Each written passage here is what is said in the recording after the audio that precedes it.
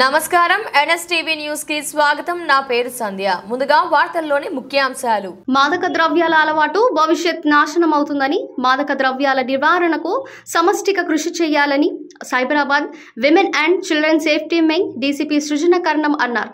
Cyberabad police కమిషనరేట్లోని main conference హాల్లో ఈరోజు మాదక ద్రవ్య వినియోగంపై సైబరాబాద్ పోలీసులు అవగాహన కార్యక్రమం నిర్వహించారు. ఈ సందర్భంగా డీసీపీ సృజన మాట్లాడుతూ గంజాయి ఇతర మాదక ద్రవ్యాల వినియోగం వల్ల యువత భవిష్యత్ నాశనం అవుతుందన్నారు. ప్రతి ఒక్కరూ మాదక ద్రవ్యాలకు వ్యతిరేకంగా పోరాటం చేయాలన్నారు. డ్రగ్స్ సరఫరా చేసేవారికి ఆట కట్టించడానికి పోలీస్ సిబ్బంది సిద్ధంగా ఉన్నామన్నారు.